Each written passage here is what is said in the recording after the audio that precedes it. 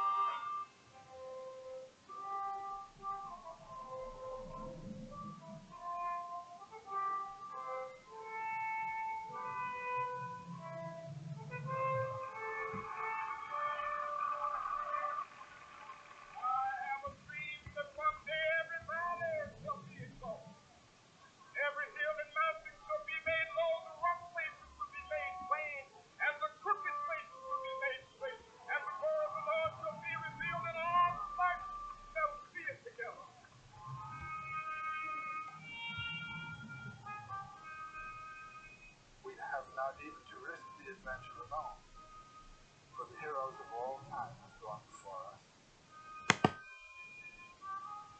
The labyrinth is thoroughly known. We're going to follow the thread of the hero path, and where we had thought to find an abomination, we shall find a god. Where we have thought to slay another, we shall slay ourselves. Where we have thought to travel outward, we shall come to the center of our own existence. Where we have thought to be alone, we shall be with all the world.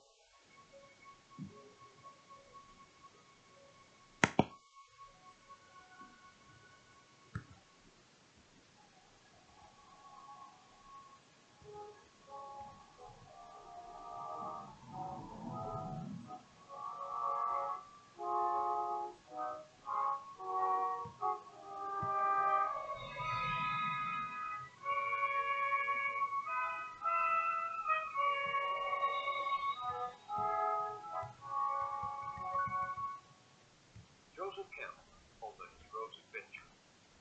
He was the teacher everyone would like to have.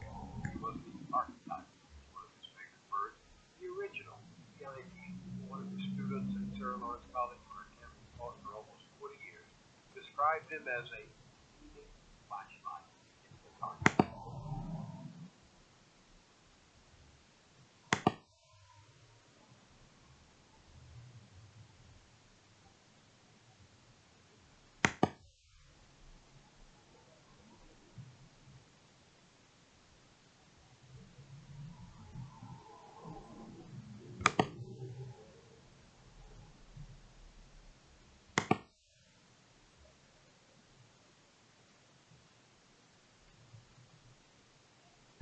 Seeing Joseph Campbell in person or heard him speak, that changed our series. As the broadcast played out over 6 consecutive weeks, the accumulating insight and wisdom, the enormous unexpected impact, thousands of letters from the public television stations around the country. One that I received soon after the first broadcast from a woman in Kew Gardens, New York, summed up the collective reaction. She said, "I will never be the same." The series has been repeated over the years, and people continue to stop in public to say simply, "Joseph Campbell changed my life." I say to all of them, yes, he was a great teacher. But exactly how and why he touched so many different lives, I can't say. But I can say this. At a time when millions of people were yearning for a way of talking about religious experience without regard to a rigid belief system, Campbell gave them the language for it. He said myths were clues to our spiritual nature. They can help guide us to a sacred place within, where we might unlock the creative power of our deeper, unconscious self. Then there was the brilliant clarity he brought to the great and enduring theme of mythology across the ages, of heroes and adventure. He tracked that theme in the simple stories and rituals that keep appearing in different cultures, coming alive in literature, art, religion, and today, movies, comic books, and yes, video games. Campbell believed the most heroic of all acts is the courage to discover who you are and what you would like to be. slay the savage dragon of the ego, and to follow your bliss, the truth of your life. We take these conversations at George Lucas's Skywalker Ranch in California over the last 2 summers of Campbell's life. Naturally, we begin with his favorite subject, a hero with 1,000 faces.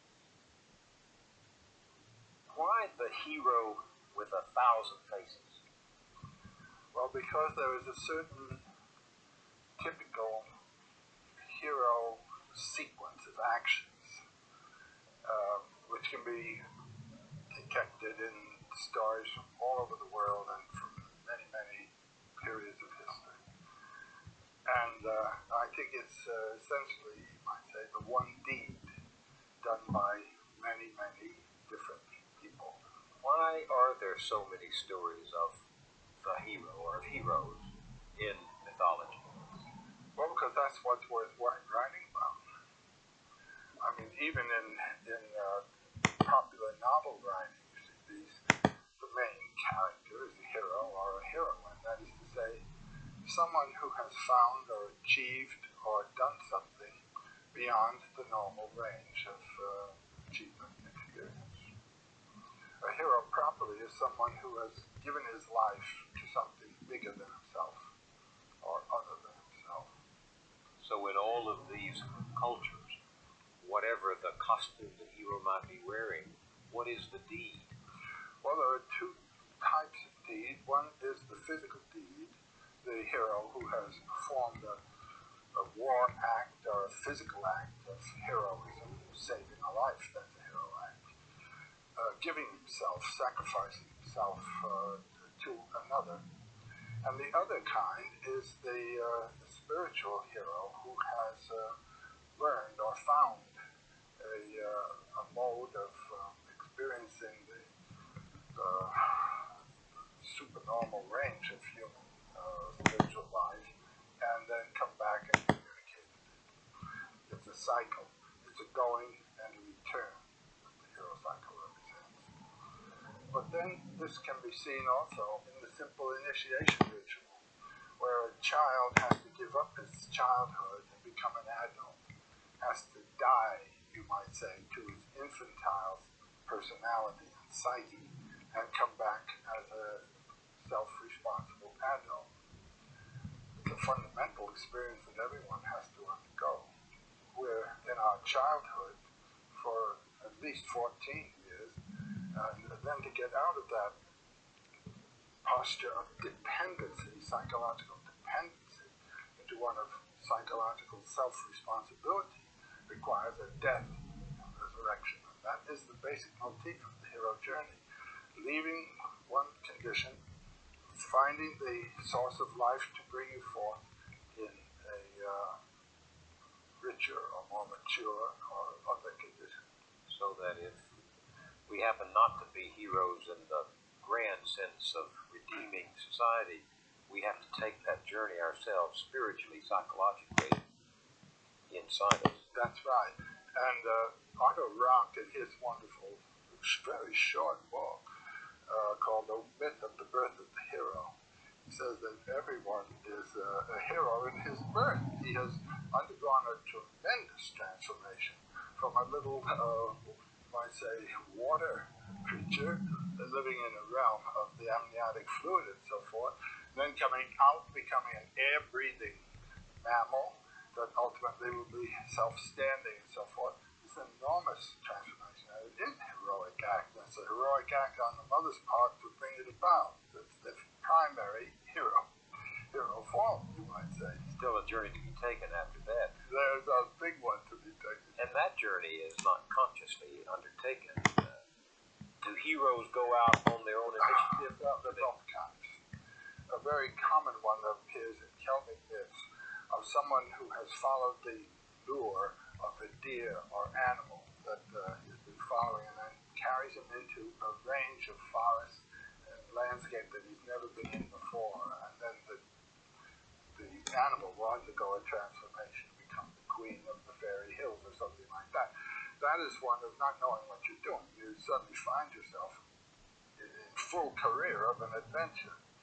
There's another one where one sets out responsibly and intentionally to perform the deed. For instance, when Ulysses' son Telemachus was called by Athene, "Go find your father." That father quest is a major hero adventure for young people. That is the adventure of finding what your career is, what your nature is, what your source is. He undertakes that intentionally. Then there's one into which you are thrown and pitched. For instance, being drafted into the army. You didn't intend it, but you're in. You're in another transformation. You've undergone a death and resurrection. You put on a uniform. You're another creature.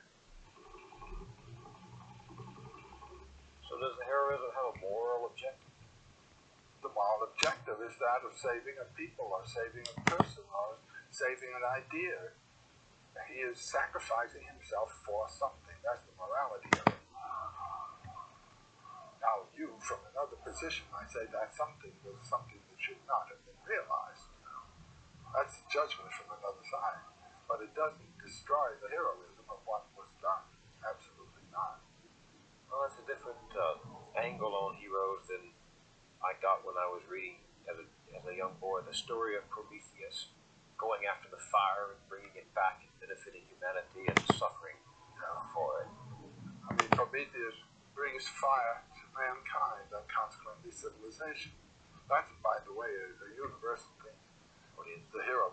The fire theft thing usually with a relay race after it.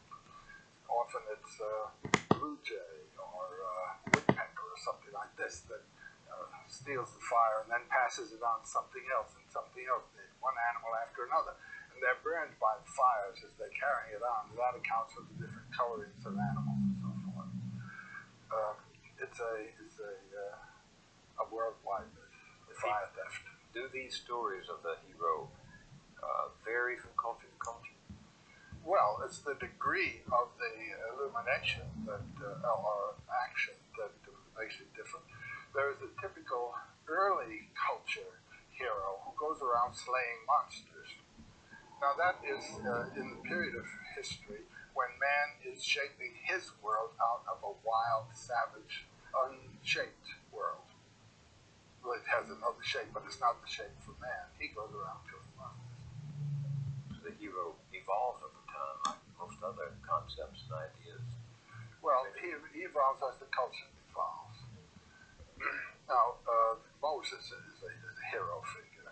In his ascent of the mountain, his meeting with Yahweh on the summit of the mountain, and coming back with the rules for the formation of a whole new society. That's the hero act. Departure, fulfillment, return.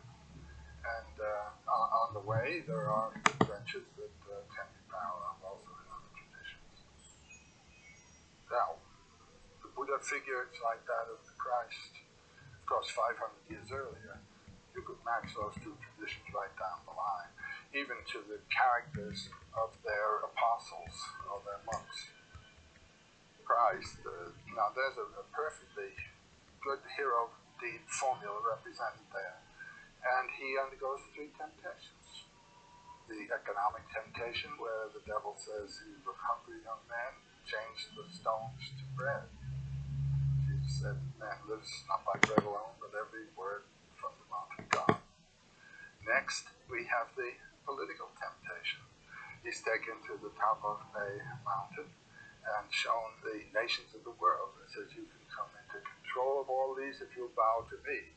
And then, you're so spiritual. Let's go up to the top of Herod's temple and see you cast yourself down.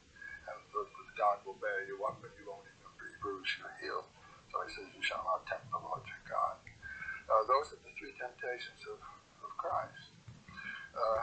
In the desert, the Buddha also goes into the forest, has conferences with the leading gurus of the day, goes past them, comes to the Bodhi tree, the tree of illumination, undergoes three temptations. They're not the same temptations, but they are three temptations. And one is that of lust, another is that of fear, and another is that of social duty, doing what you're told.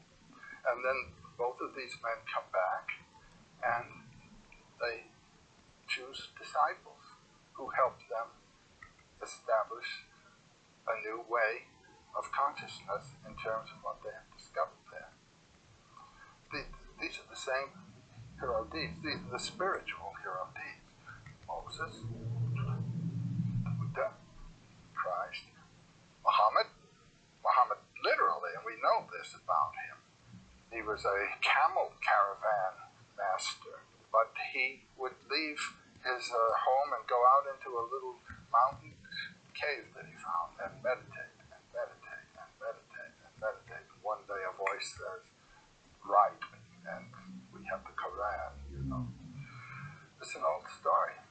Sometimes it seems to me that we ought to feel pity for the hero instead of admiration. So many of them have sacrificed their own needs. They all have. Very often what they accomplish is shattered by the inability of the followers to see. Yeah. You come out of the forest with gold and it turns to ashes. That's another motif that occurs. In this culture of easy religion, cheaply achieved, it seems to me we've forgotten that all three of the great religions teach that the trials of the hero journey are a significant part of it, that there's no reward without renunciation and without price. The Quran speaks, "Do you think that you should enter the garden of bliss without such trials as come to those who passed before you?" Well, if you realize what the real problem is, and that is of losing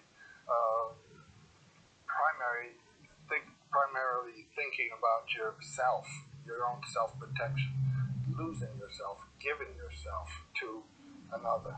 That's a trial in itself, is it not?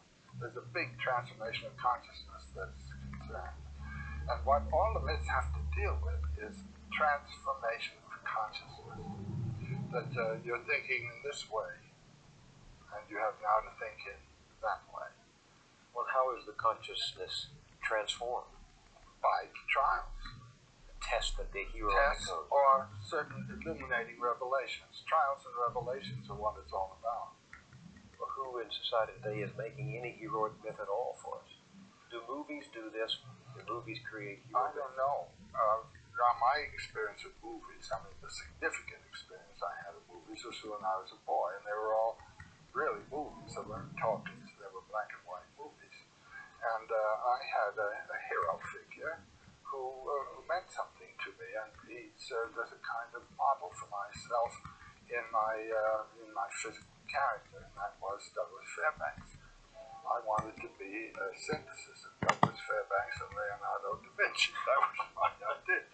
But those were models, were roles that came to me.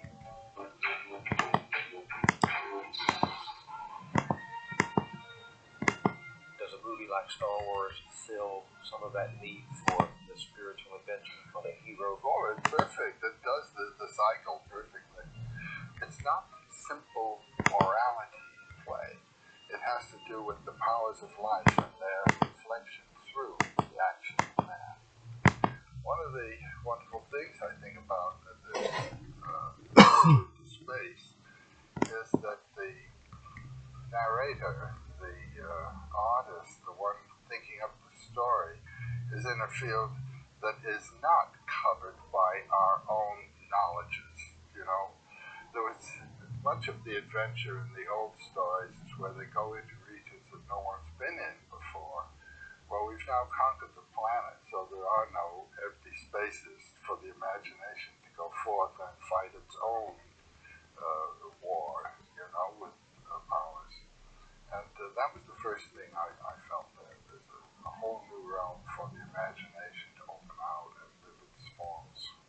Do you, when you look at something like Star Wars, recognize some of the themes of the hero throughout mythology? Well, I think that George Lucas was using standard mythological figures. The old man as the advisor. Well, specifically, what he made me think of is the Japanese sword master. Remember, a Jedi can feel the Force flowing through him. I known some of those people, and this man has their character. Well, there's something mythological too, isn't there, in the sense that the hero is helped by this stranger who shows up and gives him some instrument, a sword or a sheaf of Yeah, light but shaft of he light. gives him not only a physical instrument, but a psychological commitment and a psychological center. This time, let go your conscious self and act on instinct.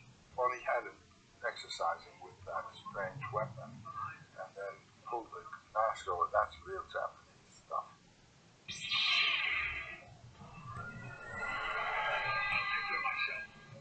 When I took our two sons to see it, they did the same thing the audience did at that moment when the voice of Ben Kenobi says to Luke Skywalker in the climactic moment, "Use the Force, Luke. Let go, Luke."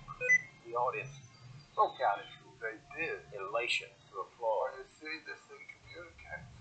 It is in a language that is talking to young people today, and that's marvelous.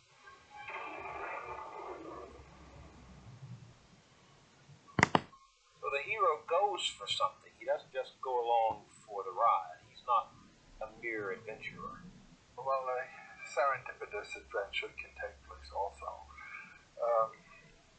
You know what the word serendipity comes from? It comes from the Sanskrit Serendripa, the Isle of Silk, which was formerly the name of Ceylon. And it's a story about a family that was rambling on its way to Ceylon, and all these adventures take place. So you can have the serendipitous adventure as well.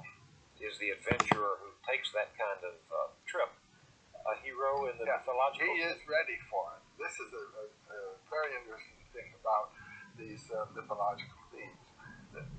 The achievement of the hero is one that he is ready for, and it's really a manifestation of his character. And it's using the way in which the landscape and the conditions of the environment match the readiness of the hero. The adventure that he's ready for is the one that he gets. Look, I ain't in this for your revolution, man. I'm not in it for you, Princess. I expect to be well paid. The mercenary Solo begins as a mercenary and ends up as a hero. He was a very practical guy, a materialist in his character, at least as he thought of himself, but he was a compassionate human being at the same time but didn't know it. The adventure evoked a quality of his character that he had known he possessed. I love you. He thinks he's going to go to see Lillian, and that's a very lovable kind of human being, I think, and there are lots of them functioning beautifully in the world. They think they're working for themselves, very practical and all, but there's something else pushing them.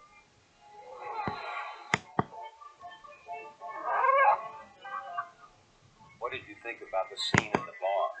That's my favorite, not only in this piece, but many, many pieces I've ever seen. Well, where you are is on the edge. You're about to embark into the outlying spaces. And The real adventure of the it. real adventure. This is the jumping off place. And there is where you meet people who've been out there. And they run the machines that go out there, and you haven't been there. It reminds me a little bit in Robert Louis Stevenson's Treasure Island. The atmosphere before you start off the adventure. You're in a seaport, and there's old salt seamen who've been on the sea, and that's their world, and these are the space people also. Bad feeling about this.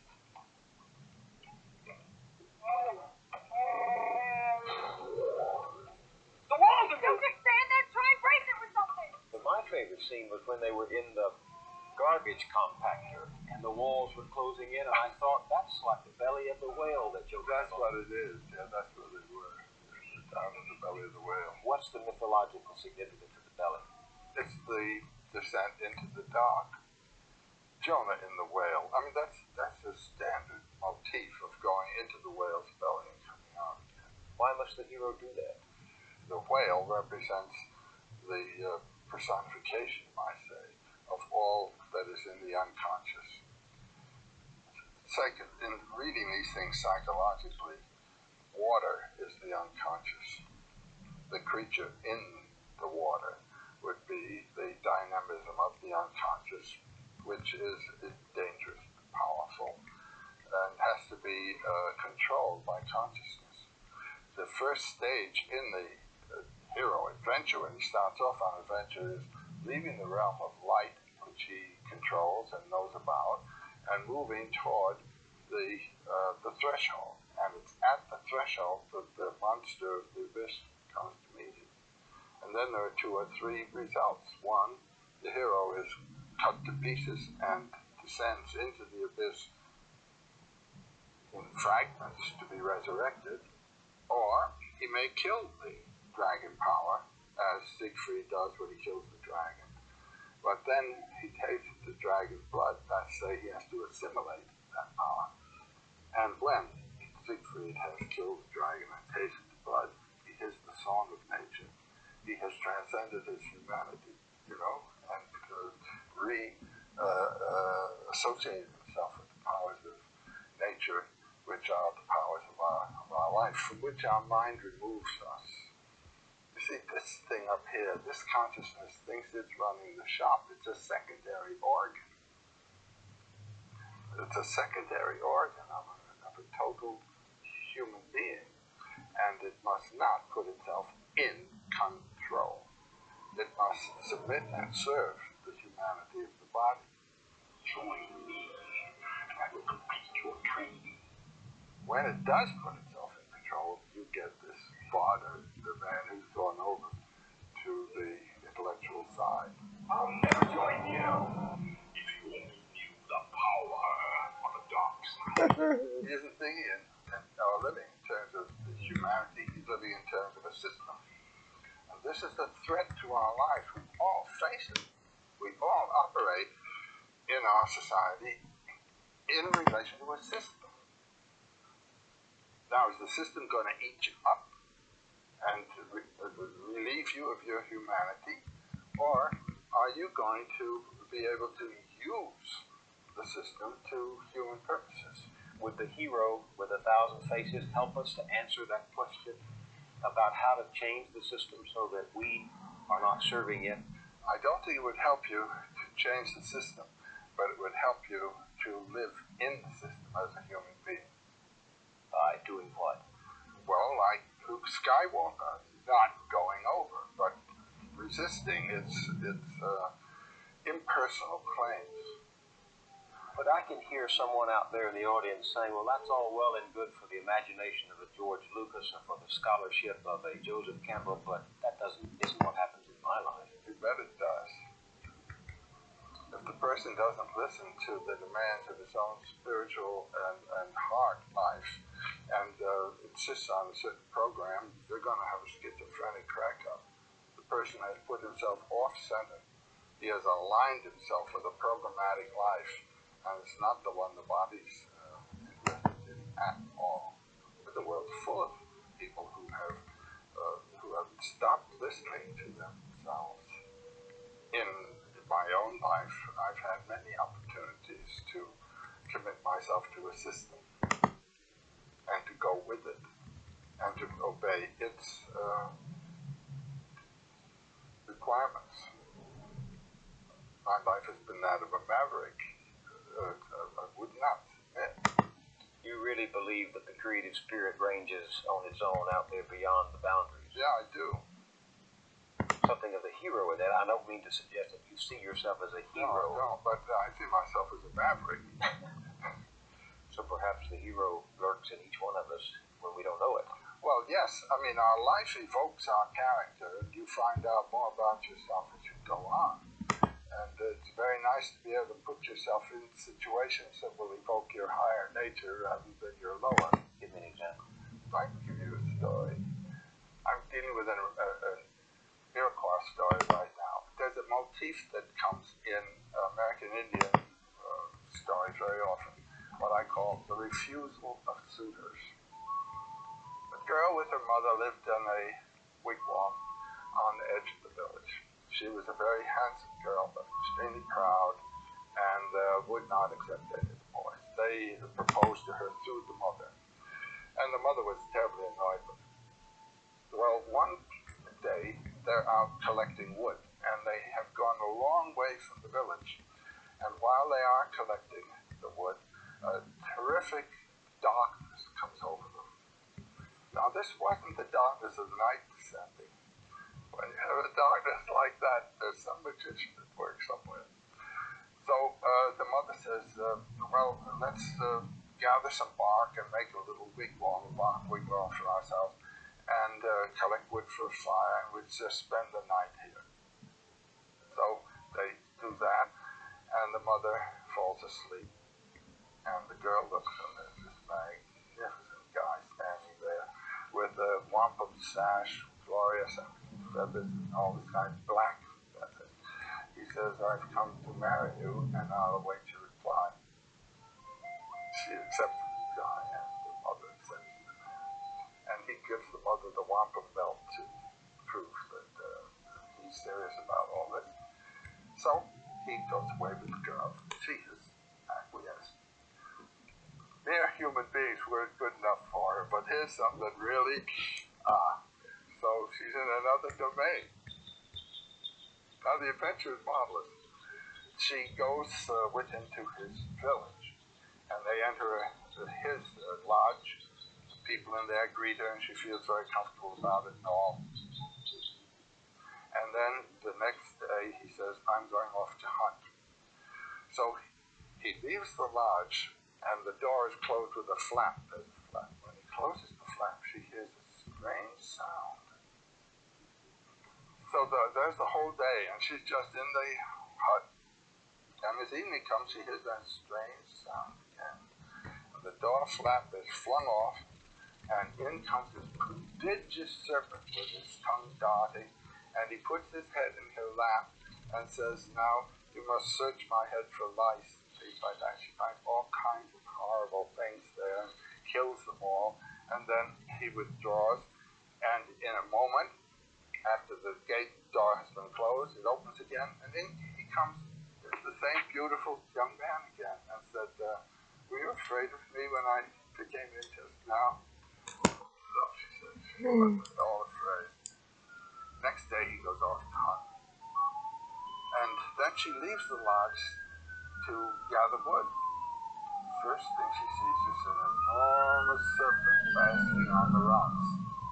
Then another, and then another. And she begins to feel very bad, very homesick and discouraged. Then the evening, the serpent, and then the man again. The third day, when he leaves, she decides she's going to try to get out of this place. So she goes out, and she's standing in the woods thinking, and a voice speaks to her. She turns, and there's a little old man there. And he says, darling, you are in trouble. The man that you married is one of 7 brothers. They are great magicians. And like many people of this kind, their hearts are not in their bodies. There's a collection of 7 hearts in a bag that is hidden under the bed of the eldest to whom you are married. Let's go get that, and then we'll deal with the next part of the adventure. She goes in and finds a bag of hearts and is running out, and the voice calls after her, stop, stop. It's the voice of the magician. And she continues to run. He says, you may think you can get away from me, but you never can. And just at that point, she hears the voice of the old man. He says, I'll help you, dear. And he's pulling her out of the water. She didn't even know that she was in water. What does that say to you? That's to say, you have moved out of the hard land, the solid earth, and are in the field of the unconscious. And she had pulled herself into the transcendent realm and got caught in the negative powers of the abyss, and she's being rescued now by the upper powers. What you have done has been to elevate yourself out of the local field and put yourself in a field of higher power, higher danger. And are you going to be able to handle it? if you are not eligible for this place into which you put yourself, it's going to be a demon marriage. It's going to be a real mess. If you are eligible, it can be a glory that will give you a life that is yours in your own way. So these stories of mythology are simply trying to express a truth that can't be grasped any other way. It's the edge, the interface between what can be known and what is never to be discovered, because it is a mystery transcendent of all human research. The source of life. What is it? No one knows. Why are stories important for getting at that? Well, I think it's important to live life with a knowledge of its mystery and of your own mystery. And it gives life a new zest, a new balance, a new harmony to do this. In therapy and psychological therapy, when people find out what it is that's ticking in them, they get straightened out. And what is it that life is? I find thinking in mythological terms has helped people. Visibly, you can see that. Now, what does it do? It erases anxieties. It puts them in accord with the inevitables of their life, and they can see the positive values of what are the negative aspects of what's positive. It's whether you're going to say no to the serpent or yes to the serpent. It's easy as that. No to the adventure. Yeah, the adventure of being alive, of living. When I was growing up, tales of King Arthur, tales of the medieval knights, tales of the dragon slayers were very strong in my world. Dragons represent greed, really. The European dragon guards things in his cave, and what he guards are heaps of gold and virgins. And he can't make use of either of them, but he just guards. There's no vitality of experience, either of the value of the gold or of the female who is guarding there. Psychologically, the dragon is one's own binding of oneself to one's ego, and you're captured in your own dragon cage. And the problem of the psychiatrist is to break that dragon, open him up, so that you can have a larger field of relationships.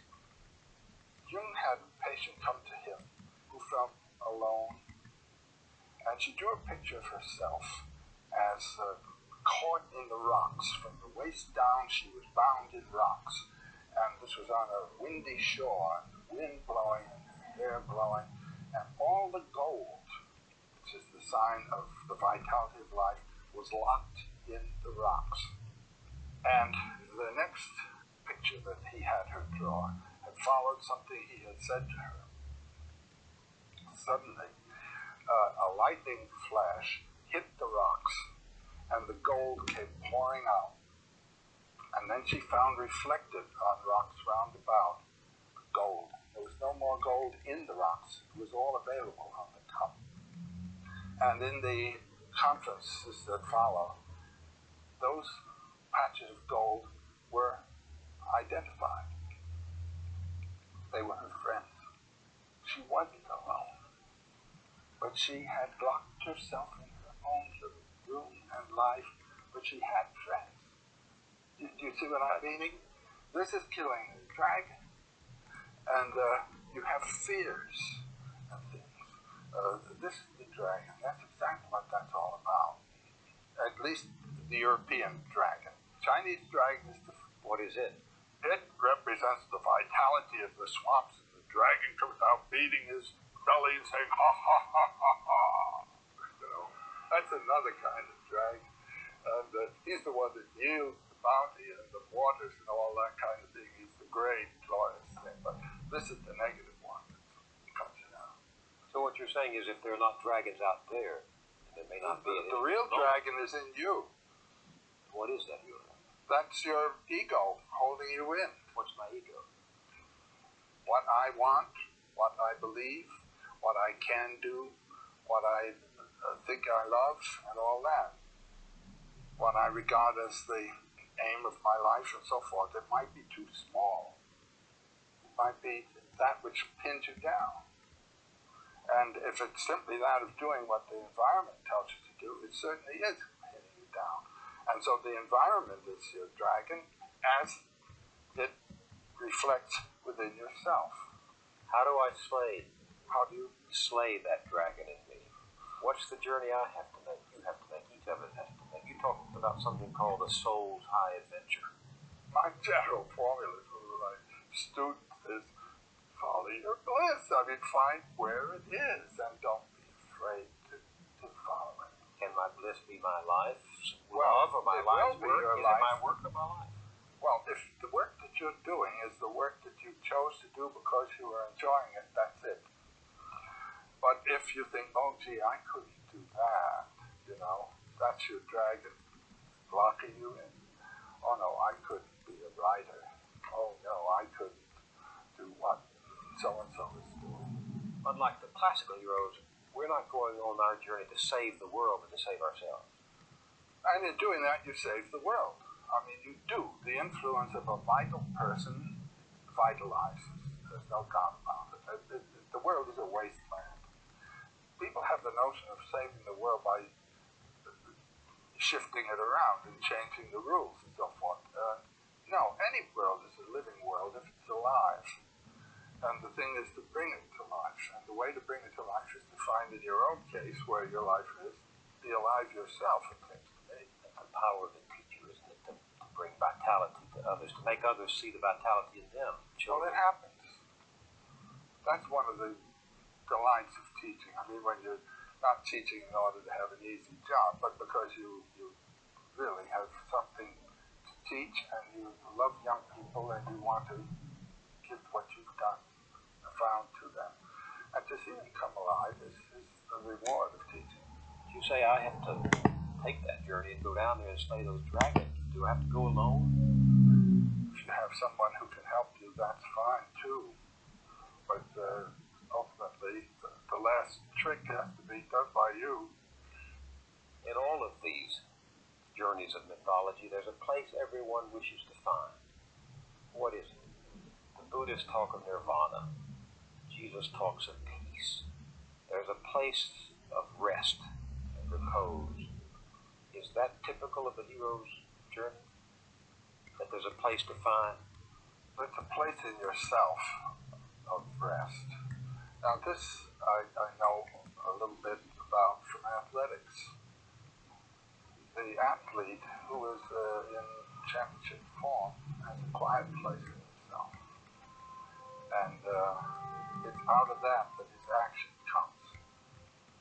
If he's all in the action field, he's not performing properly. There's a center out of which you act. And Jean, my wife, a dancer, tells me that in dance this is true too. There's the center that has to be known and held. There it's quite physically recognized by the person. But unless this center has been found, you're torn apart. Tension comes. Now, the Buddha's word is nirvana. Nirvana is a psychological state of mind. It's not a place like heaven. It's not something that's not here. It is here in the middle of the turmoil, what's called samsara, the whirlpool of life conditions. That nirvana is what? It's the condition that comes when you are not compelled by desire or by fear or by social commitments. When you hold your center and act out of there. And like all heroes, the Buddha doesn't show you the truth, the illumination. He shows you the way to The way. But it's got to be your way too. I mean, how should I get rid of fear? Well, the Buddha can't tell me how I'm going to do it. There are exercises that different teachers will give you, but they may not work for you. All a teacher can do is give you a clue of the direction. He's like a lighthouse that says there are rocks over here, steer clear. You talk a lot about consciousness. Yes. Most people hear that term and, like me, have only a veiled understanding of it. What is it? Jean and I are living in Hawaii, and we're living right by the ocean, and we have a little lanai, a little porch, and there's a coconut tree that grows up through the porch, going on up, and there's a kind of vine plant, a big powerful thing with leaves like this, that has grown up the coconut tree.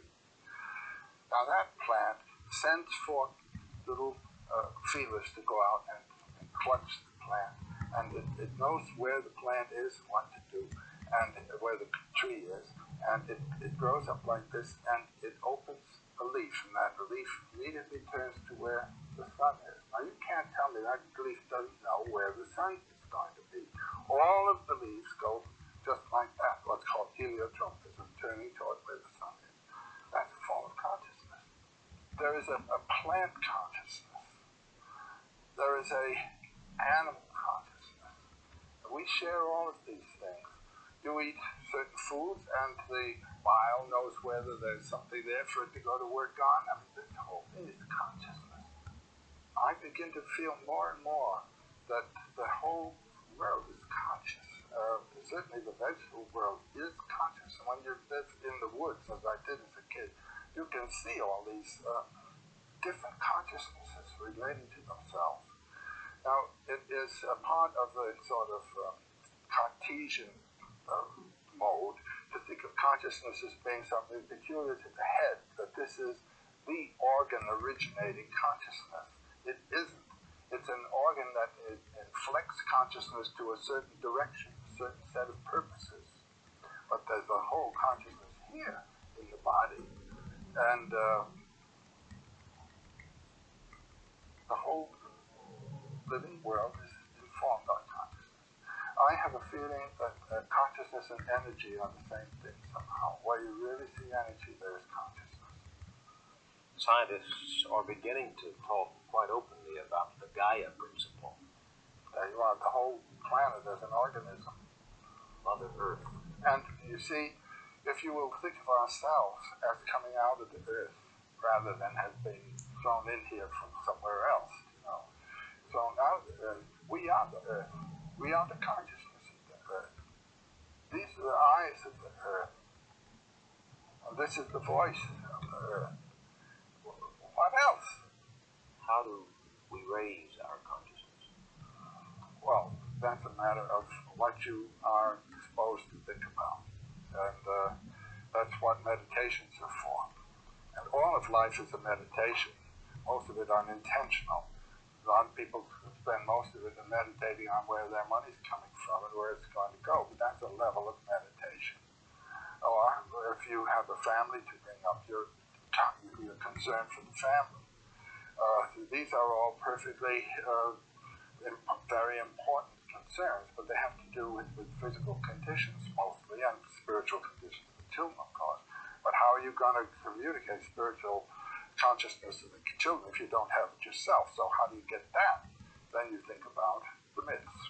What the myths are for is to bring us into a level of consciousness that is spiritual. Just for example, I walk off 52nd Street and 5th Avenue into St. Patrick's Cathedral. I've left a very busy city, and one of the most fiercely economically inspired cities on the planet. I walk into that cathedral, and everything around me speaks of spiritual mystery. The mystery of the cross, what's that all about there? The stained glass windows which bring another atmosphere in. My consciousness has been brought up onto another level altogether, and I am on a different platform. And then I walk out, I'm back in this one again. Now, can I hold something from that? Well, certain prayers or meditations that are associated with the whole context there these are what are called mantras in India, little meditation things that hold your consciousness on that level instead of letting it drop down here all the way. And then what you can finally do is to recognize that this is simply a lower level of that.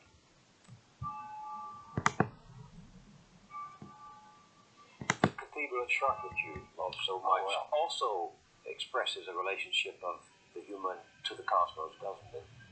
Well, I think everyone who has spent any time at Chartres has felt something very special about this cathedral.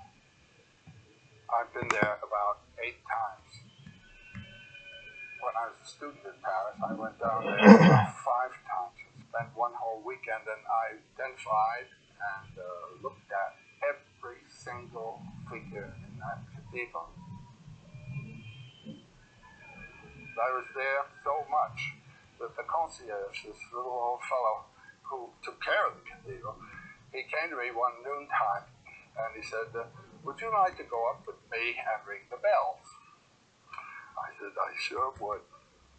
So we climbed the Flèche, the tower, up to where the great bell was, the great enormous bronze bell. And there was a little, like a seesaw. And he stood on one end of the seesaw, and I stood on the other end of the seesaw, and there was a little bar there for us to hold on to. He gave the thing a push, and then he was on it, and I was on it. We started going up, and wind blowing through our hair up there in the cathedral, and then it began underneath. Bong, you know, bong, bong. I said it was one of the most thrilling adventures of my life, and when it was all over, he brought me down. He said, I want to show you where my room is. Well, in a cathedral, you have the nave, and then the transept, and then the apse.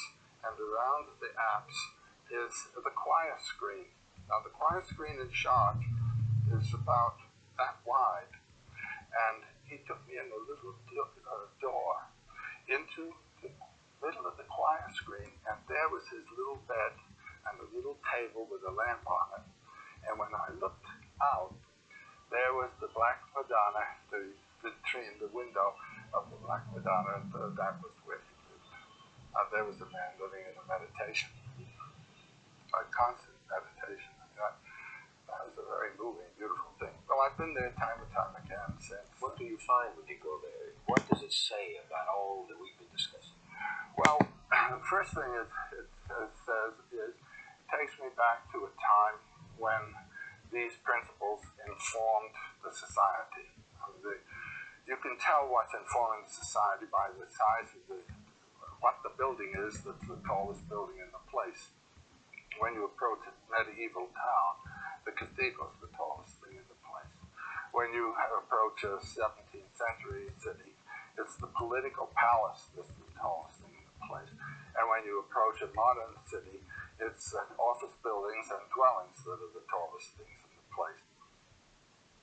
And if you go to Salt Lake City, you'll see the whole thing illustrated right in front of your face. First, the temple was built. The temple was built right in the center of the city. I mean, this was the proper organization. That's the spiritual center from which all flows in all directions. And then the Capitol was built right beside the temple. It's bigger than the temple. And now the biggest thing is the office building that takes care of the affairs of both the temple and the political building. That's the history of Western civilization, from the Gothic through the princely periods of the 16th, 17th, 18th centuries to this economic world that we're in now. In New York now, the debate is over who can build the tallest building, not to praise, but to build the tallest building. Yeah, and they are magnificent. I mean, some of the things that are going up in New York now really are, and this is a kind of architectural triumph. And what it is the statement of the city. We are a financial power center, and look what we can do. It's a kind of virtuosic acrobatic stunt. Will new myths come from there? Well, something like, you can't predict what a myth is going to be any more than you can predict what you're going to dream tonight. Myths and dreams come from the same place. They come from realizations of some kind that have then find expression in symbolic form. And the only myth that's going to be worth thinking about in the immediate future is one that's talking about the planet, not this city, not these people, but the planet and everybody on it. That's my main thought for what the future myth is going to be. And what it will have to deal with will be exactly what all myths have dealt with. The maturation of the individual, the gradual pedagogical way to follow from dependency to adulthood to maturity and then to the exit, and how to do it, and then how to relate to this society and how to relate this society to the world of nature and the cosmos. That's what the myths all talked about. That's what this one's got to talk about. But the society that it's got to talk about is the society of the planet. And until that gets going, you don't have anything. There's that wonderful photograph you have of the Earth seen from space. And it's very small, at the same time it's very grand. You don't see any divisions there of nations or states or anything of the kind. This might be the symbol, really, for the new mythology to come. That is the country that we are going to be celebrating. And those are the people that we are one with.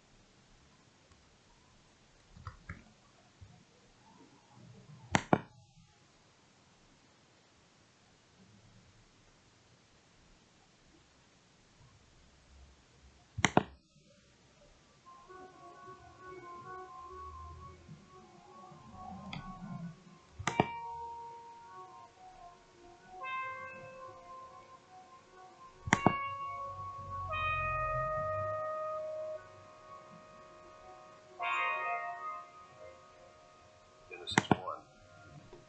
In the beginning, God created the heavens and the earth. The earth was without form and void, and darkness was upon the face of the deep.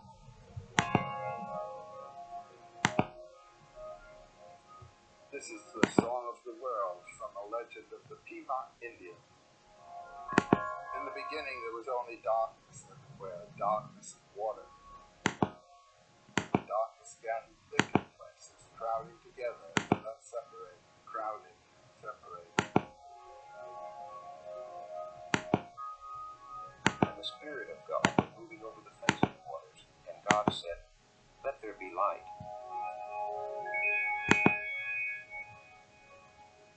This is from the Hindu Upanishad. In the beginning, there was only the great self reflected in the form of a person. Reflecting, it found nothing but itself, and its first word was, "This am I."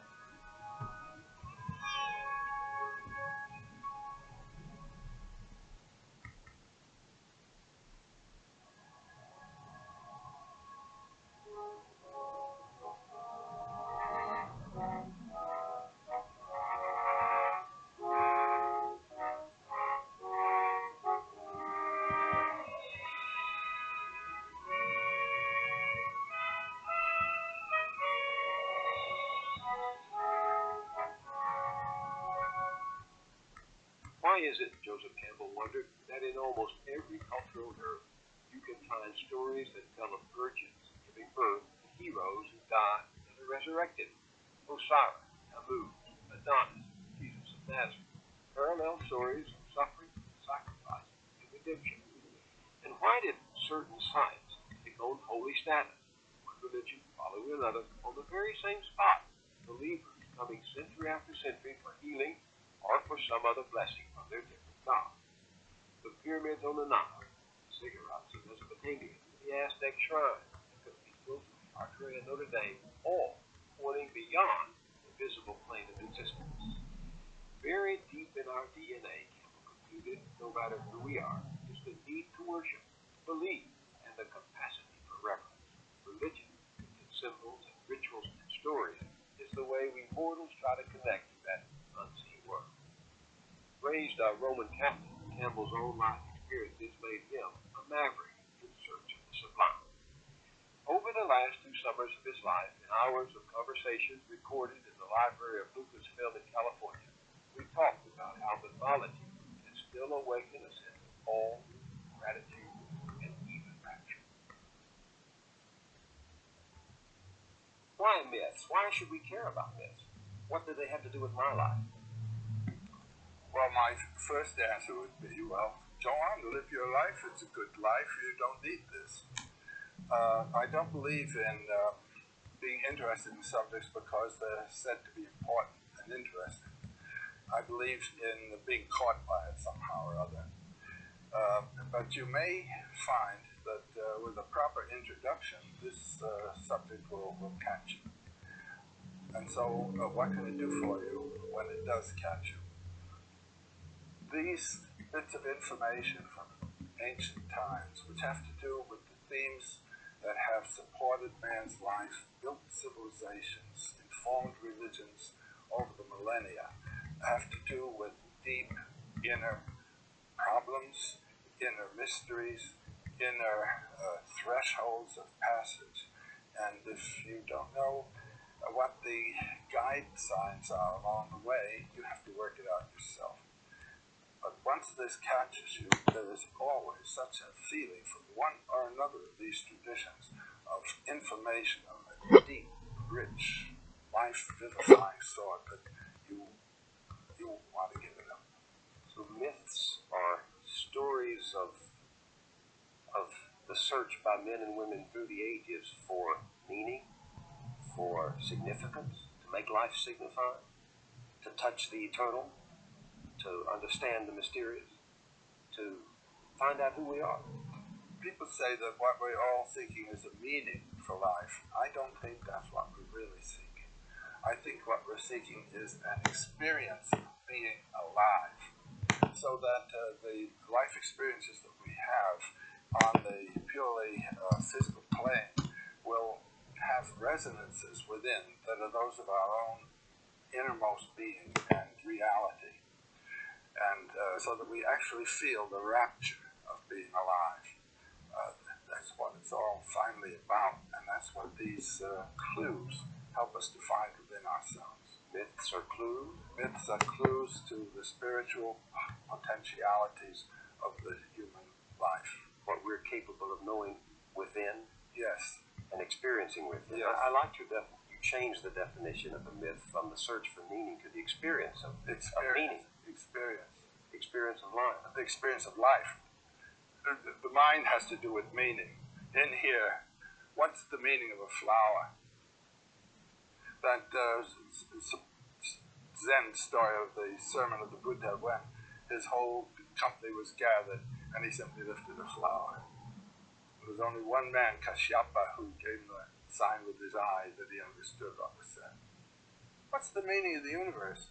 What's the meaning of a flea? It's just there. That's it. And your own meaning is that you're there. And we are so engaged in doing things to achieve purposes of outer value that we forget that the inner value, the rapture that is associated with being alive is what it's all about. Now, we want to think about God. God is a thought. God is a name. God is an idea. But its reference is to something that transcends all thinking. The ultimate mystery of being is beyond all categories of thought. My friend Heinrich Zimmer years ago used to say, the best things can't be told, because they transcend thought. The second best are misunderstood, because those are the thoughts that are supposed to refer to that which can't be thought about, and one gets stuck with the thoughts. The third best are what we talk about, you see. And a myth is that field of reference, metaphors referring to what is absolutely transcendent. What can't be known, what can't be known, or can't be named, except in our own feeble attempt to clothe it in language. And the ultimate word in our language for that which is transcended is God. Do you remember what went through your mind the first time you saw Michelangelo's creation? By the time I became aware of that, my notion of divinity was not quite so personal, you know. The idea of God, that he's a bearded old man of some kind with a not very pleasant temperament. That is, I would say, a sort of materialistic way of talking about the transcendent. There's just the object of it found on an island in the harbor of Marseille from around the 8th century. This is a wonderful cave. You enter the cave from a bright sky. Of course, moving into the darkness, your eyes are blanked out. But if you just keep walking slowly, gradually the eyes adjust. And this enormous thing, it's about 19 feet high and 19 feet across. The central head is the mask of eternity. This is the mask of God. Mask of eternity. That is the metaphor through which eternity is to be experienced as a radiance. These other two figures? Whenever one moves out of the transcendent, one comes into a field of opposites. These two pairs of opposites come forth as male and female from the two sides. One has eaten of the tree of the knowledge, not only of good and evil, but of male and female, of right and wrong, of this and that, of light and dark. Everything in the field of time is dual, past and future, dead and alive. All this, being and non-being, isn't. And what's the significance of them being beside the mask of God, the mask of eternity? What is this sculpture saying to us? The mask represents the middle, and the two represent the two opposites. And they always come in pairs. And put your mind in the middle. Most of us put our mind on the side of the good against what we think of as evil. It was Heraclitus, I think, who said, for God, all things are good and right and just. But for man, some things are right and others are not. You're in the field of time with the man. And one of the problems of life is to live in the realization of both terms. That's to say, I know the center, and I know that good and evil are simply temporal apparitions. Well, are some myths more or less true than others? They're true in different senses, you see. Here's a whole mythology based on the insight that transcends duality. Ours is a mythology that's based on the insight of duality. And so our religion tends to be ethical in its accent. Sin and atonement, right and wrong. It started with a sin, you see. In other words, moving out of the mythological zone, the Garden of Paradise, where there is no time, and where men and women don't even know that they're different from each other. The two are just creatures. And God and man are practically the same. He walks in the cool of the evening in the garden where we are. And then they eat the apple, the knowledge of the pairs of opposites. And man and woman then cover their shame. They're different. God and man, they're different. Man and nature is against man. I once heard a wonderful lecture by Daisetsu Suzuki. You remember this wonderful old Zen philosopher who was over here in his 90s. He started a lecture in Switzerland, I heard in Ascona. He stood up with his hands on his side and he said, God against man, man against God, man against nature, nature against man, nature against God, God against nature. Very funny religion. Now in the other mythologies, one puts oneself in accord with the world. If the world is a mixture of good and evil, you do not put yourself in accord with it.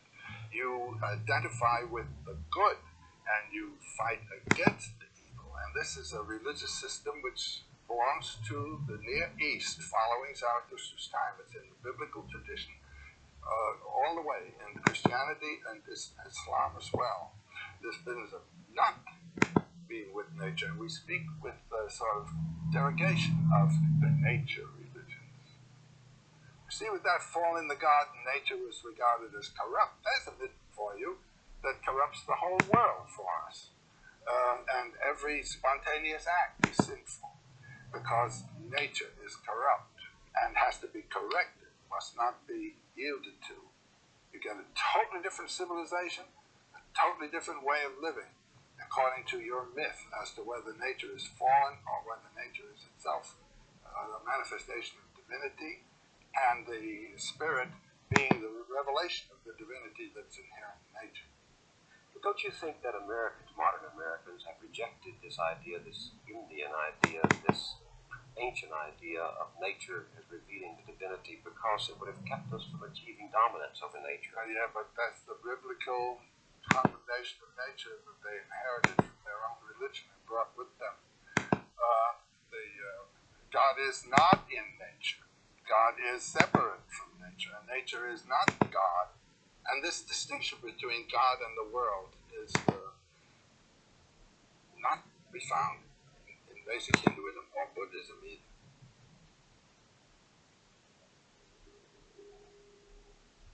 I'll never forget the experience I had when I was in Japan. To be in a place that never heard of the fall in the garden. To be in a place where I can read in one of the Shinto texts, the processes of nature cannot be evil. When every impulse, every natural impulse is not to be corrected, but to be sublimated, to be beautified. And the glorious interest in the beauty of nature and cooperation with nature, coordination, so that in some of those gardens you don't know where nature begins and art ends. This to me was a tremendous experience, and it's another mythology. Speaking of different mythologies, let's just have a little fun here. I took these from your atlas. I'll read Genesis. I'll read from Genesis, and then you identify and read from the corresponding section. Yes. Genesis 1. So God created man in his own image. In the image of God he created him. Male and female he created them. Then God blessed them, and God said to them, "Be fruitful and multiply." Now this is from a legend of the Basari people of West Africa. Unumbote made a human being. Its name was man. Unumbote next made an antelope named Antelope. Unumbote made a snake named Snake. And Unumbote said to them, "The earth has not yet been pounded. You must pound the ground smooth where you are sitting." Unumbote gave them seeds of all kinds and said, "Go plant these." Genesis 1. And God saw everything that he had made, and behold, it was very good. And from the Upanishad, then he realized, "I indeed am this creation, for I have poured it forth for myself." In that way he became this creation. And verily, he who knows this becomes in this creation a creator. That's the clincher there. And when you know this, then you've identified with the creative principle yourself, which is the God power in the world, which means in you. It's beautiful.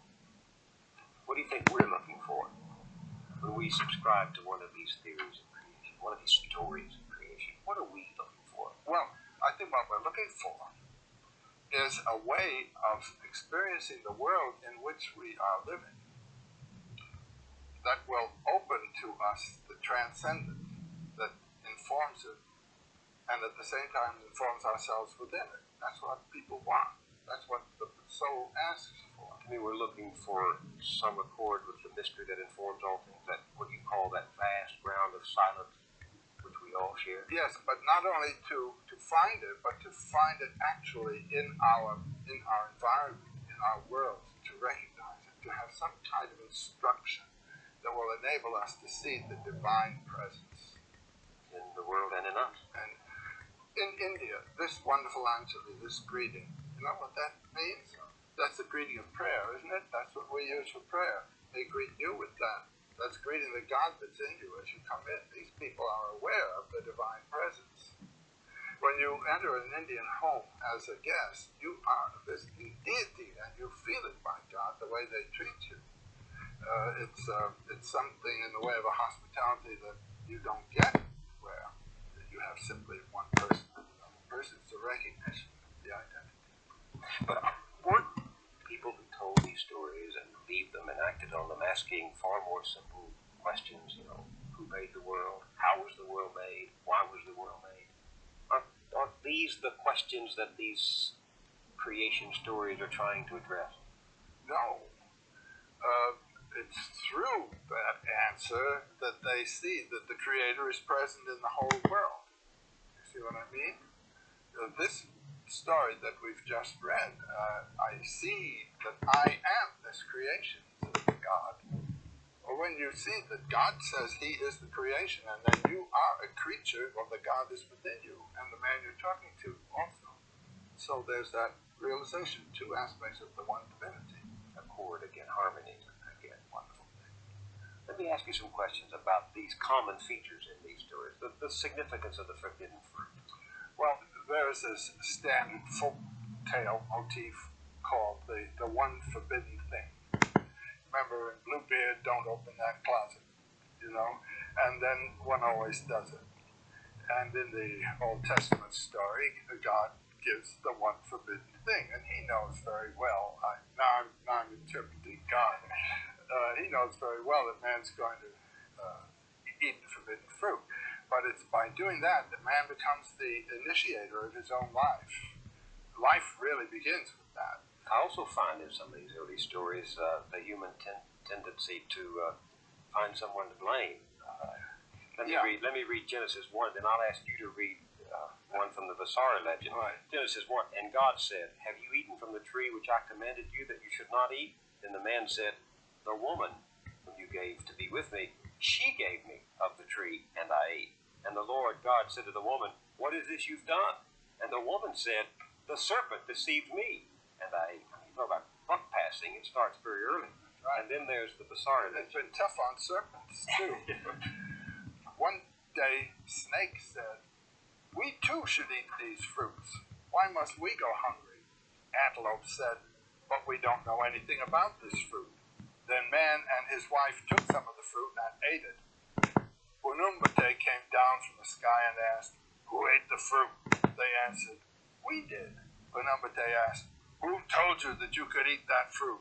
They replied, "Snake did." It's the same story. It's the same What do you story. make of this? That in all of these stories, the principal actors are pointing to someone else as the initiator of the fall. Yeah, but it turns out to be Snake. And Snake in both of these stories is the symbol of life throwing off the past and continuing to live.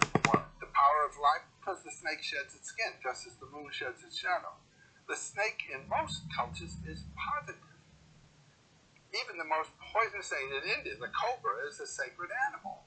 And the serpent, the Naga, the serpent king, Nagaraja, is the next thing to the Buddha. Because the serpent represents the power of life in the field of time to throw off death. The Buddha represents the power of life in the field of eternity to be eternally alive.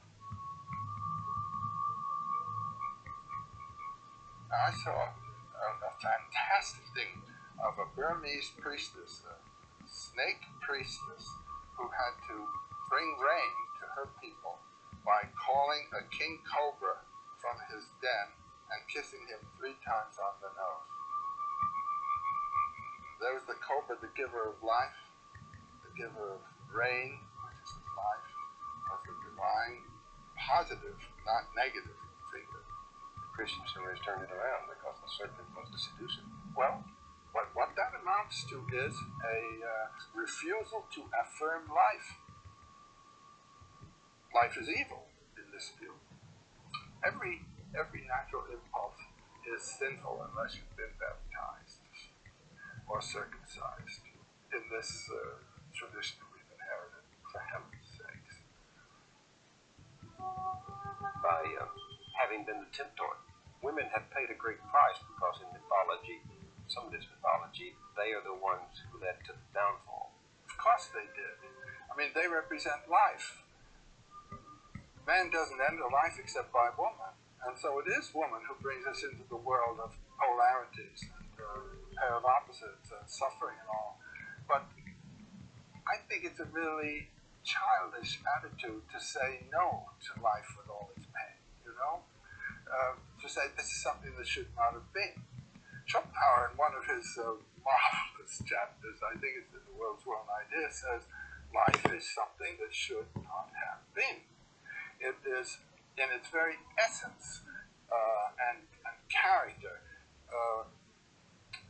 a terrible thing to consider. This business of living by killing and eating. I mean, it's in sin in terms of all ethical judgments all the time. As Zorba says, trouble? Life is trouble. That's it. Only death is no trouble. And when people say to me, you know, do you have optimism about the world, you know, how terrible it is? And I said, yes, just say it's great.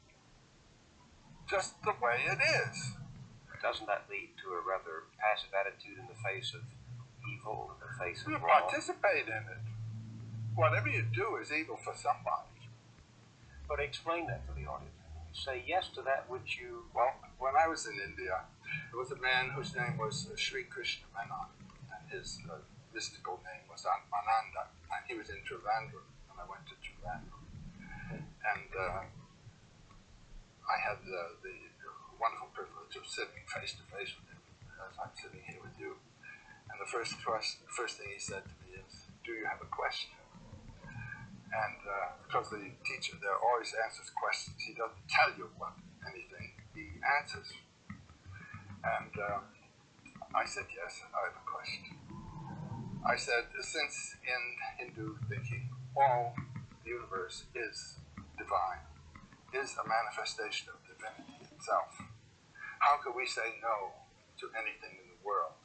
How could we say no to brutality, to stupidity, to vulgarity, to thoughtlessness? And he said, for you and me, we'll say yes. Well, I had learned from my friends who were students of his that that happened to have been the first question he asked his guru, and we had a wonderful talk for about an hour there on this theme of the affirmation of the world. And it confirmed me in a feeling I had that who are we to judge? And it seems to me that this is one of the great teachings of Jesus. Well, I see now what you mean in one respect. In some classic Christian doctrine, the world is to be despised. Life is to be redeemed in the hereafter. It is heaven where our rewards come. And if you affirm that which you deplore, as you say, you're affirming the world, which is our eternity of the moment. That's what I would say. Eternity isn't some later time. Eternity isn't a long time. Eternity has nothing to do with time. Eternity is that dimension of here and now, which thinking in time cuts out. This is it. This is my... If you don't get it here, you won't get it anywhere. And the experience of eternity right here and now is the function of life.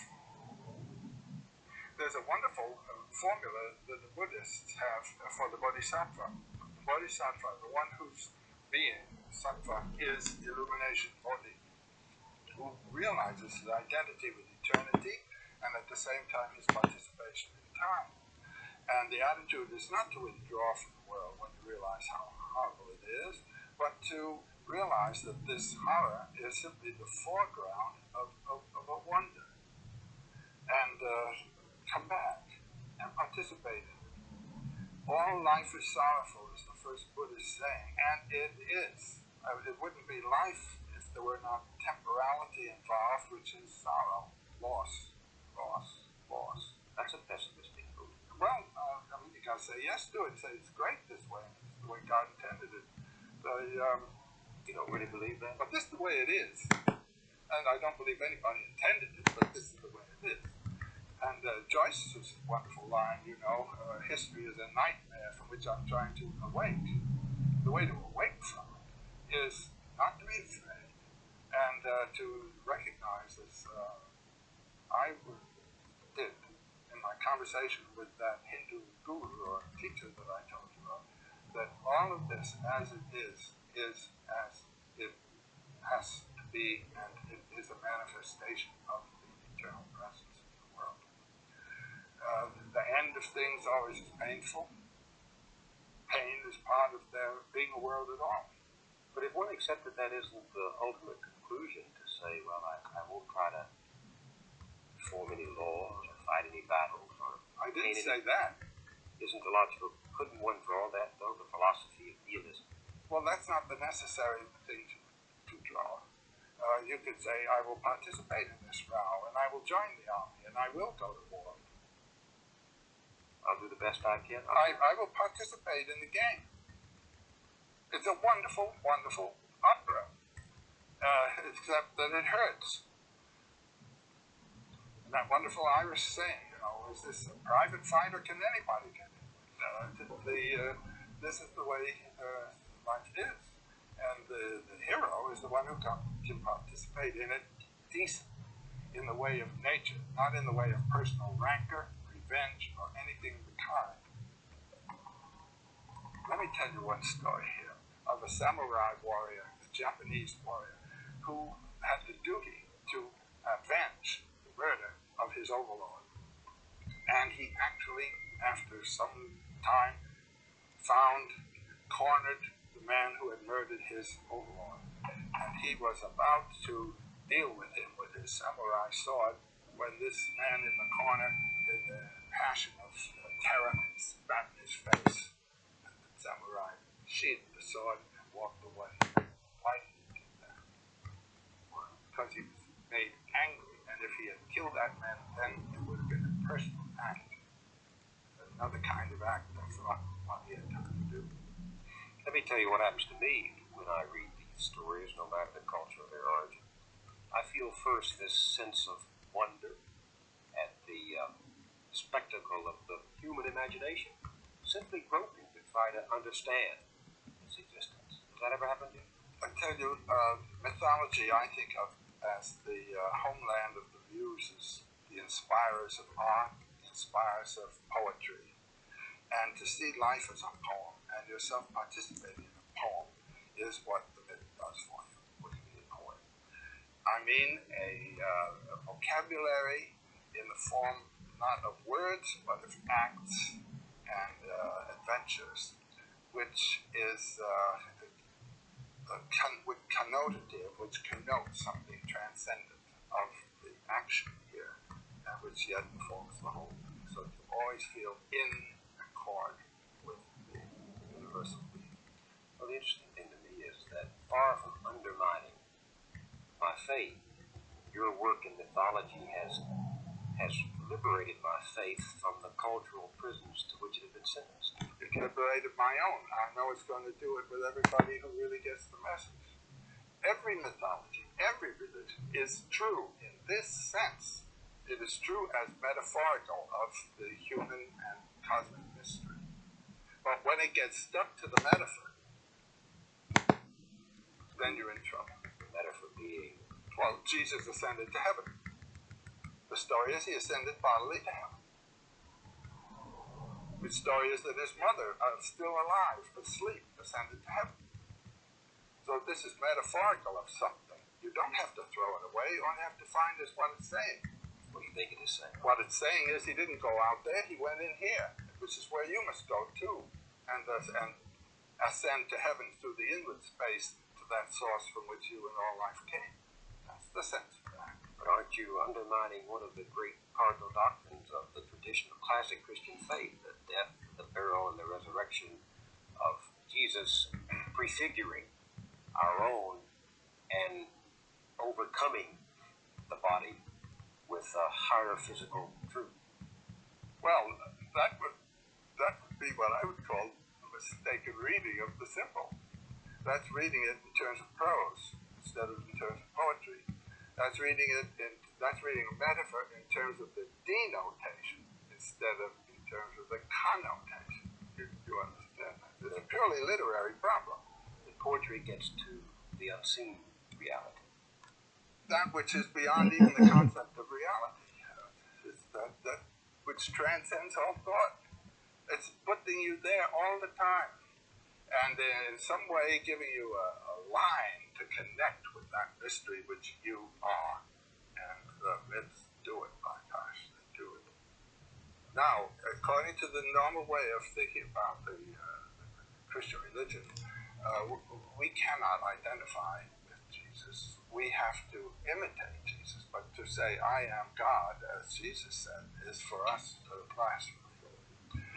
However, in the Thomas Gospel, Jesus says, he who drinks from my mouth will become as I am, and I shall be he. Wow, that's Buddhism. We are all manifestations of Buddha consciousness, only don't know it. And the Buddha, the word means the one who waked up or to wake, woke up to the fact that he was Buddha consciousness.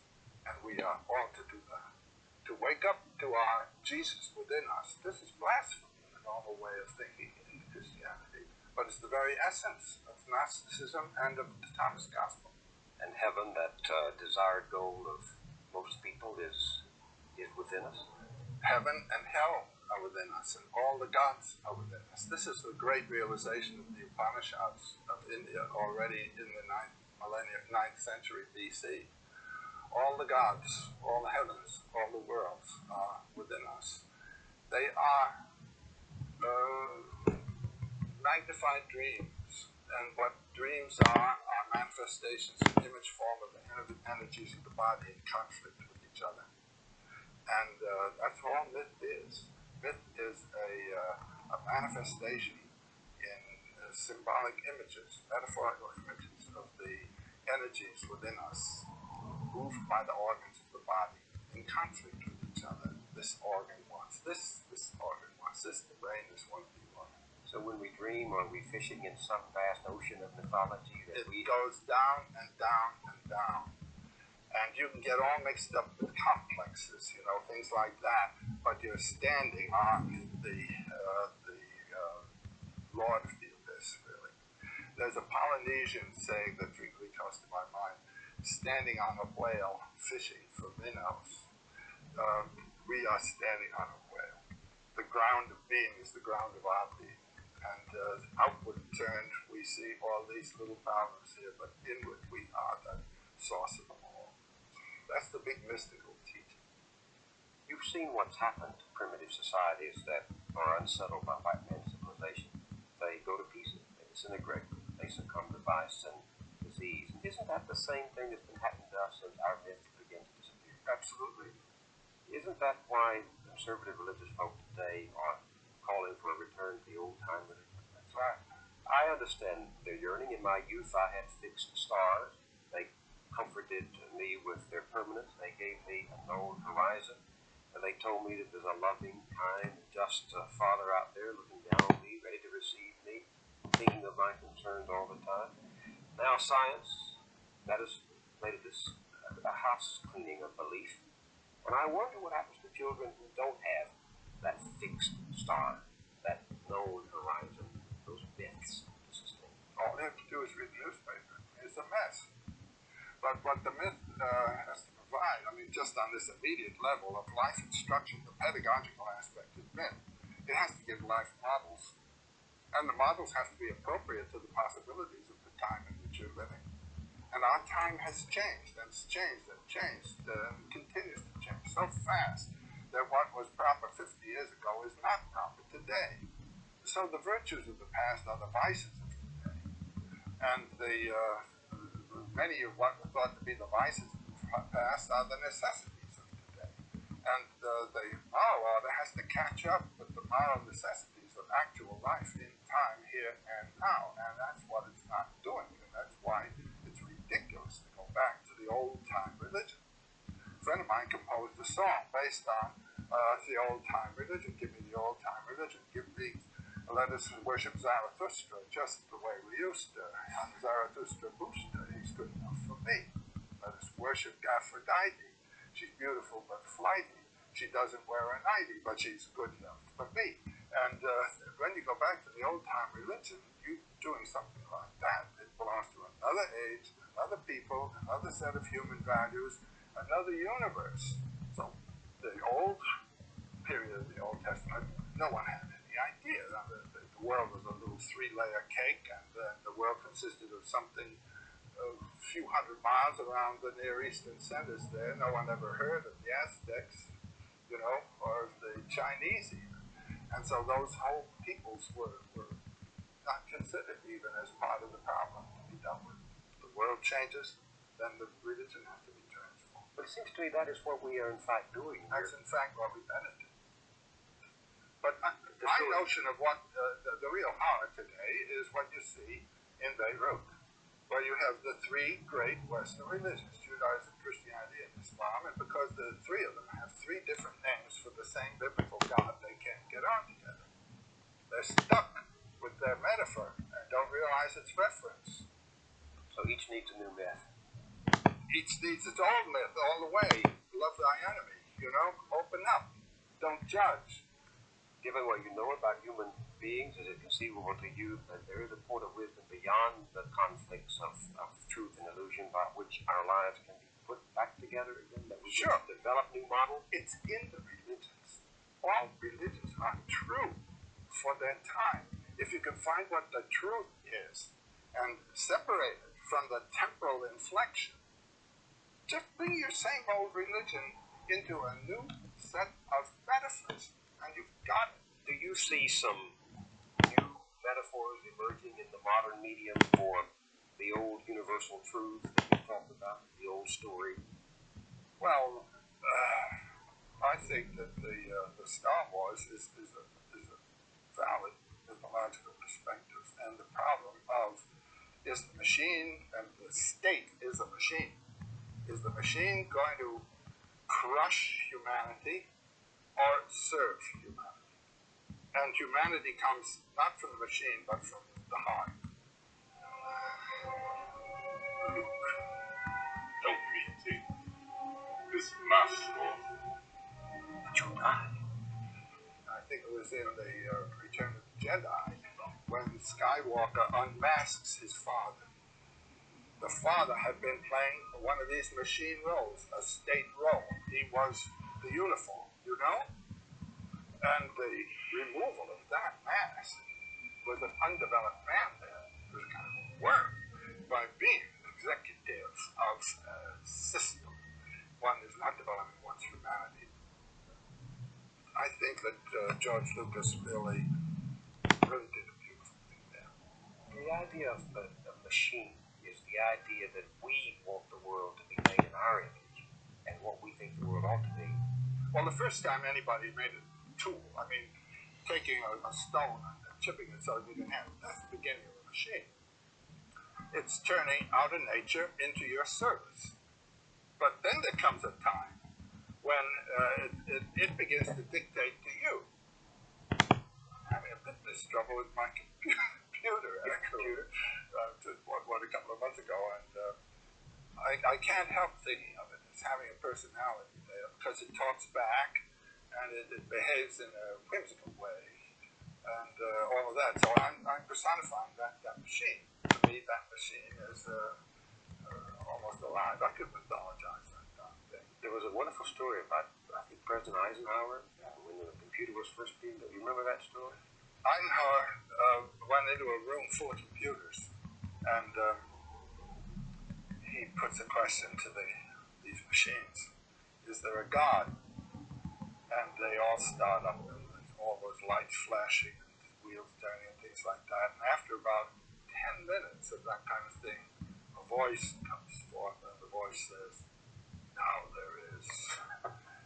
Well, I bought this wonderful machine, IBM machine, and it's there, and I'm rather an authority on God, so I identified the God, and it seems to be an Old Testament God with a lot of rules and no mercy.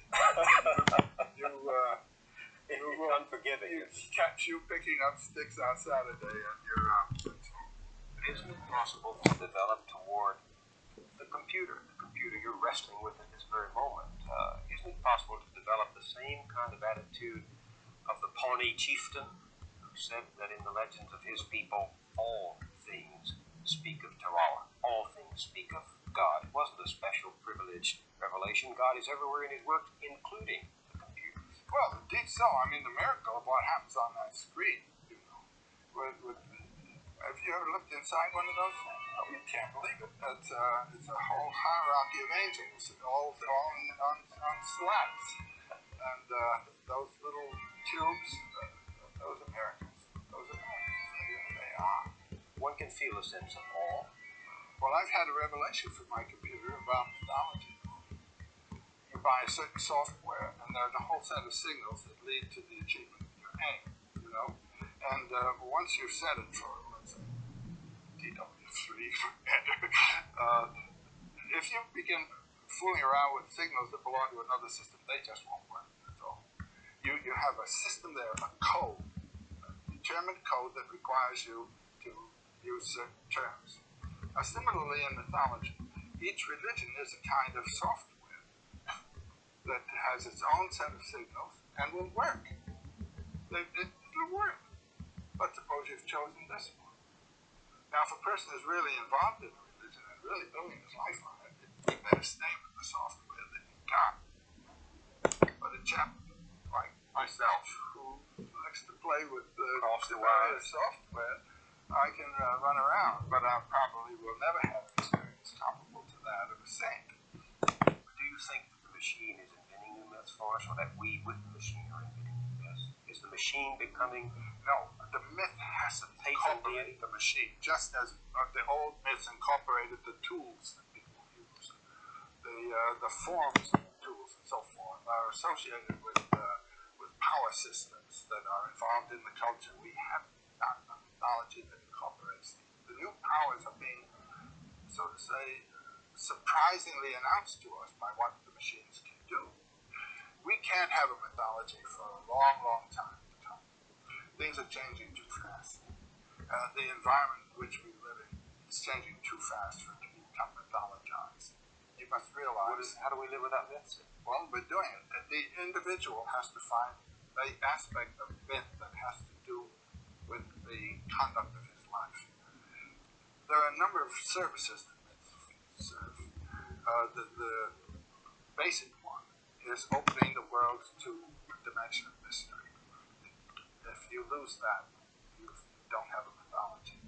You realize the mystery that underlies all forms. But then there comes the cosmological aspect of it, seeing that mystery as manifest through all things, so that the universe becomes, as it were, a holy picture, always addressed to the transcendent mystery through that. But then there's another function, and that's the sociological one, of validating and maintaining a certain society.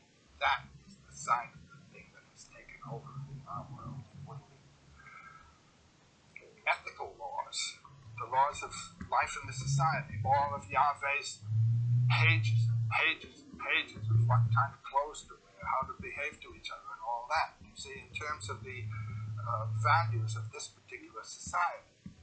But then there's a fourth function of it, and this is the one that I think today everyone must try to relate to. That's the pedagogical function. How to live a human lifetime under any circumstances. Myth can tell you that.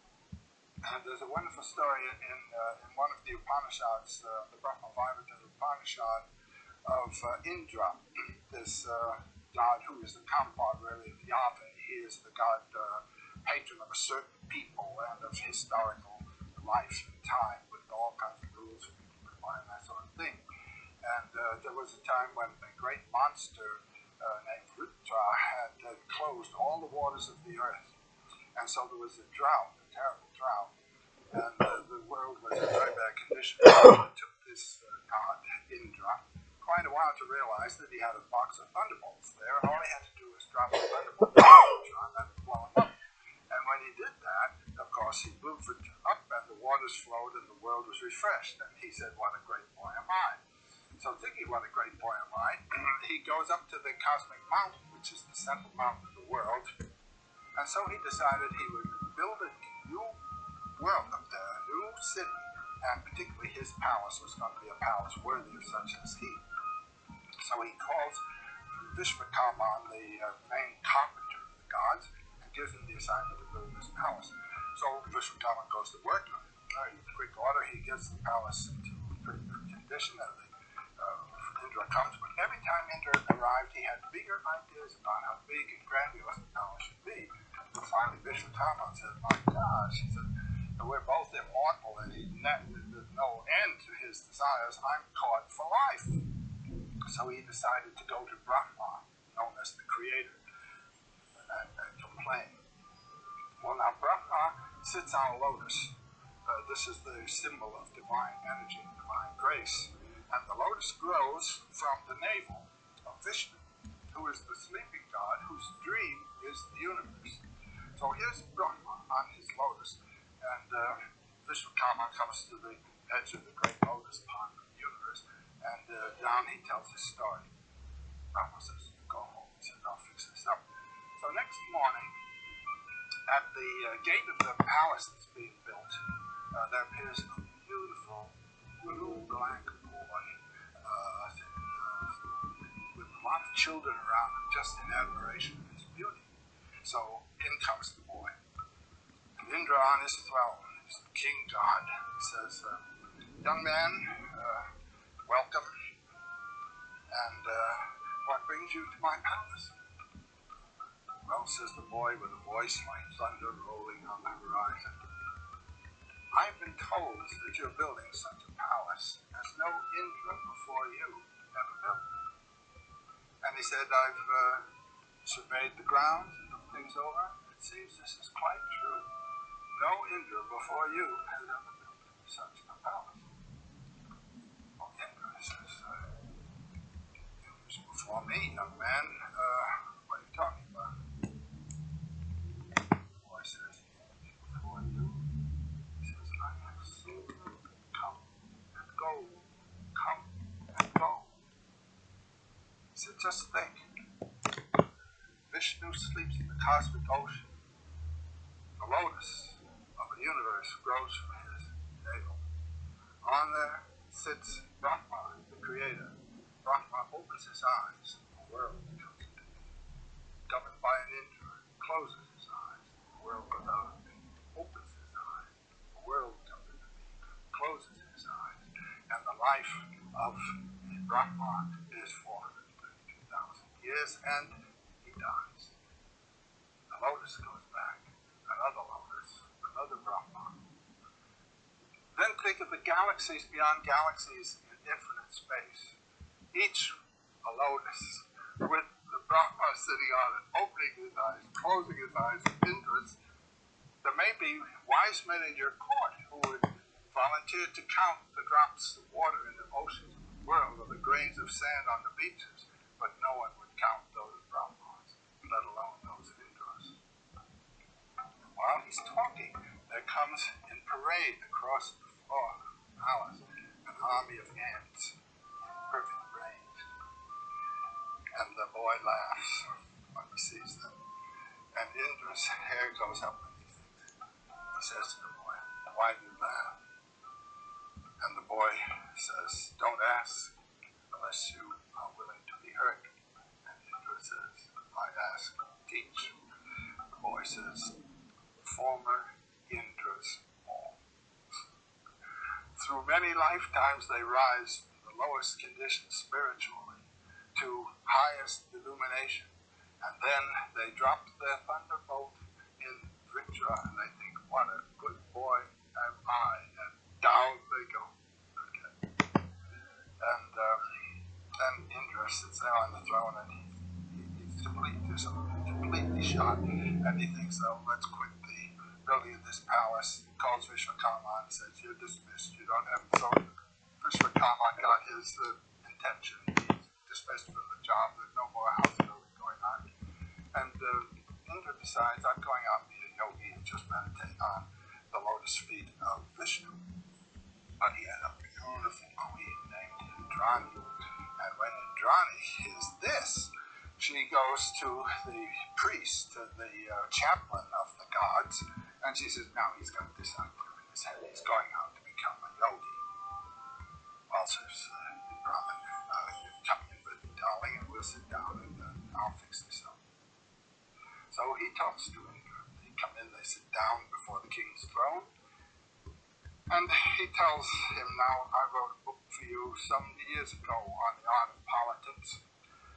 You are in the position of the king. You are in the position of the king of gods. You are a manifestation of the mystery of Brahman in the field of time. This is a high privilege. Appreciate it, honor it, and deal with life as though you were what you really are. And with this set of instructions, Indra gives up his idea of going out to become a yogi and finds that in life he can represent the eternal in the way of a symbol, you might say, of the Brahman and the ultimate truth.